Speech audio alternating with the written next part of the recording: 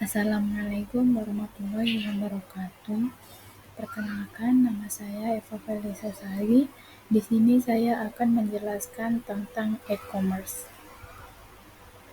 Definisi e-commerce. E-commerce atau electronic commerce adalah transaksi jual beli produk atau layanan yang dilakukan melalui jaringan internet. Bisnis ini memfasilitasi interaksi digital antara konsumen dan penjual tanpa harus berinteraksi langsung.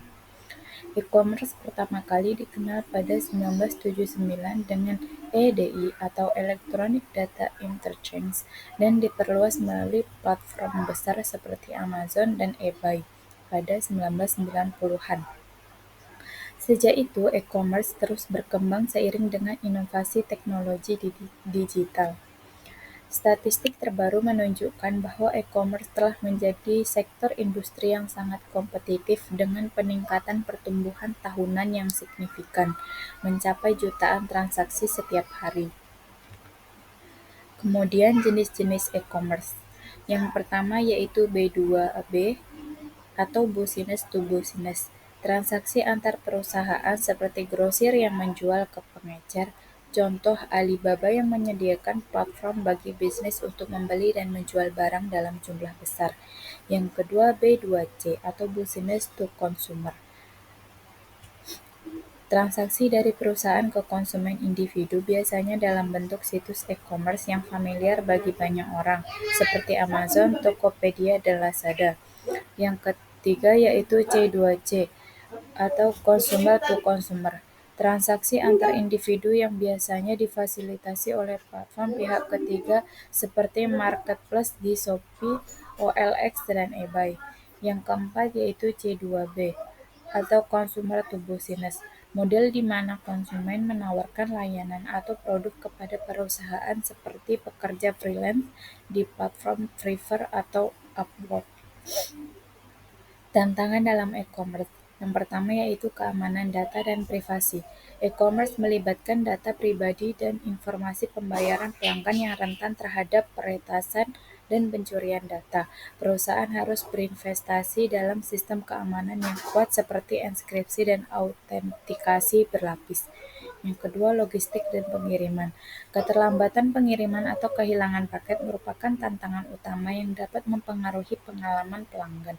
Bisnis harus bekerja sama dengan penyedia logistik yang andal untuk memastikan pengiriman tepat waktu. Yang ketiga, persaingan yang ketat. Persaingan dengan berbagai bisnis baik lokal maupun global menuntut perusahaan untuk berinovasi dalam pengalaman pengguna, harga, dan strategi pemasaran. Yang keempat, teknologi yang terus berkembang. Bisnis perlu mengikuti perkembangan teknologi yang cepat, termasuk tren seperti pembayaran digital, artificial intelligence atau AI, dan argumen reality atau AR yang semakin diminati. Strategi sukses e-commerce. Yang pertama, SEO dan iklan digital memastikan optimisasi mesin pencarian atau SEO agar produk atau website mudah ditemukan pelanggan. Iklan berbayar seperti Google Ads dan Facebook Ads juga dapat memperluas jangkauan audiens. Personalisasi pengalaman pengguna. Menggunakan data konsumen untuk memberikan rekomendasi produk dan pengalaman yang sesuai dengan kebutuhan mereka, meningkatkan keterkaitan dan loyalitas pelanggan. Yang ketiga, manajemen pengalaman pelanggan yang baik. Respon cepat terhadap pertanyaan pelanggan, penyediaan layanan 24/7 melalui chatbot atau pusat panggilan. Hal ini dapat meningkatkan kepuasan dan loyalitas pelanggan. Yang keempat, optimasi untuk perangkat mobil. Mengingat banyaknya pengguna yang mengakses e-commerce melalui ponsel, situs dan aplikasi harus responsif dan mudah digunakan di layar kecil. Yang kelima, strategi media sosial. Menggunakan platform media sosial untuk berinteraksi dengan pelanggan seperti Instagram, Facebook, dan TikTok untuk menjangkau audiens yang lebih mudah dan aktif.